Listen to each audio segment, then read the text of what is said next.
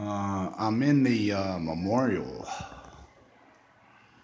for the May 4th memorial here on the Kent State campus.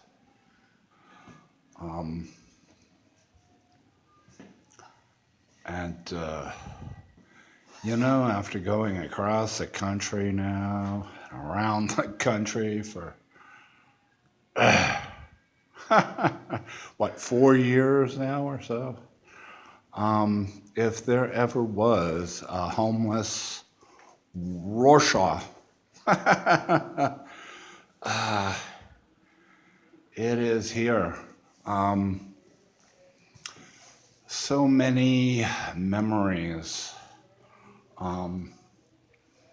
some of it personal and some of it from the public. And the memorial here does so well in mixing the people with the public.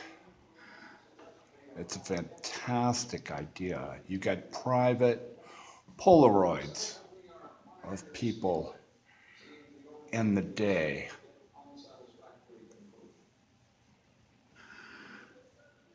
Kind of tied together, strung together, if you will, like a quilt. And then beside it, you get the public.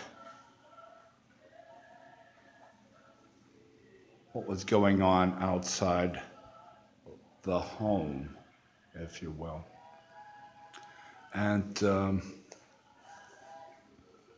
it's something. Photographs that remind me of my youth growing up. Life magazine, which was a major pictorial kind of magazine. Displayed images that, for a 9, 10, 11-year-old boy, startling.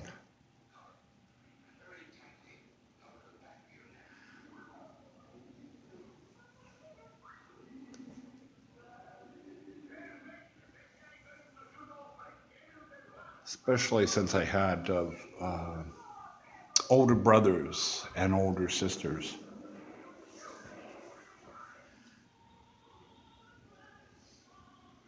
Who looked a lot like these people.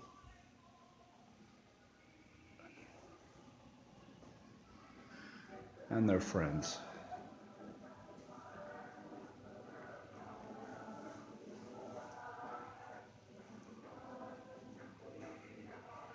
The Vietnam War, the horror of it, not only in Life magazine, but on television with Uncle Walter.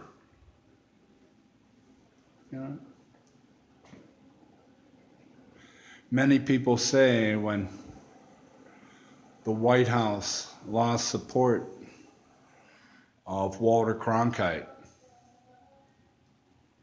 they lost the war with America, and they knew the war had to end. It wasn't volunteer then. This was before 9/11. This was before there was actually a reason to go and fight. So boys were pulled out of neighborhoods and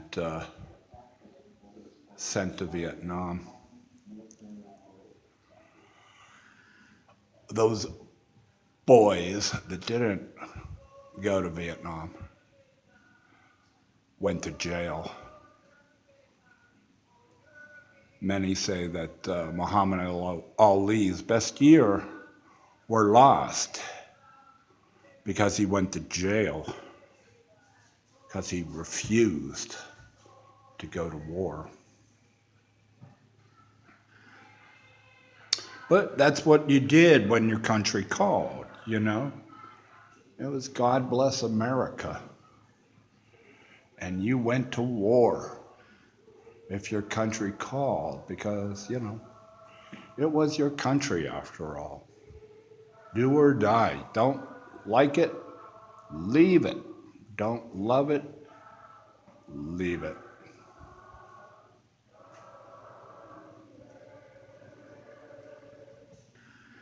And a lot of these images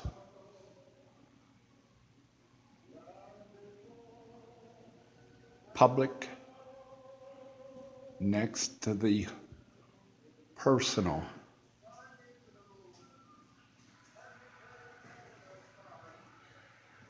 affected everyone in the country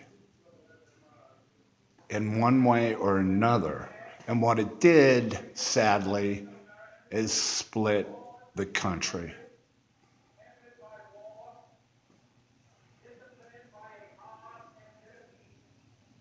It was a civil war over more than just civil rights.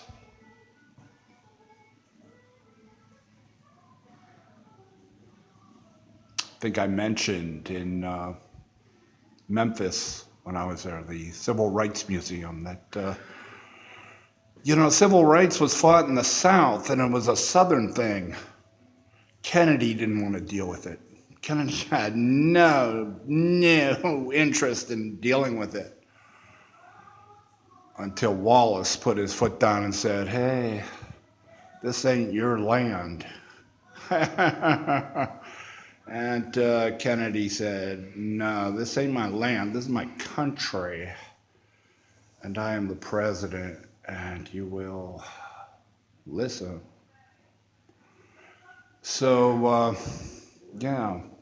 the public and the private. And once Kennedy did that, and the news, once again, television, so important during these years in the 60s, and letting people know that, hey,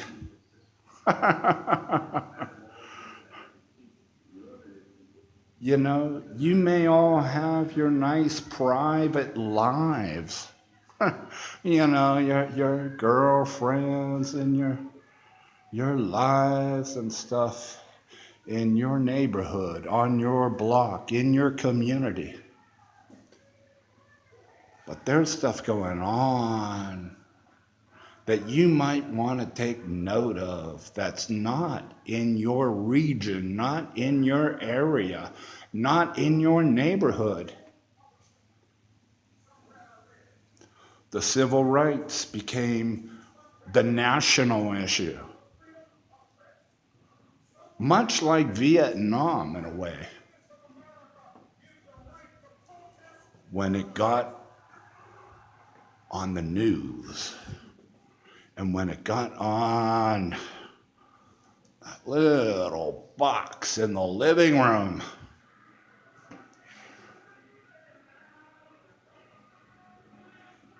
that you constantly had to fight with for the picture, with rabbit ears because the damn reception wouldn't come in. But when it would come in, what it showed was a world beyond Leave It to Beaver and beyond Woodstock.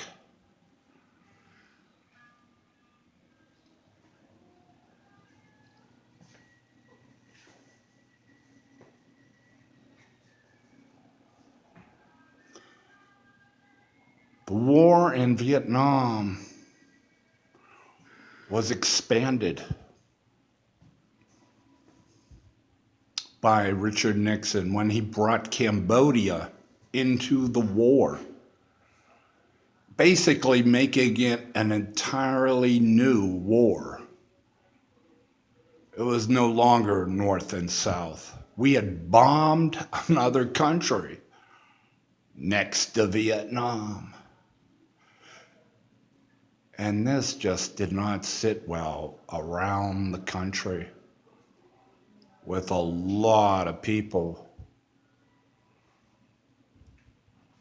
who either believed Nixon would end the war like he said he would in 1968, which he campaigned on. But this was a clear signal that the war is far from over and action needed to be taken.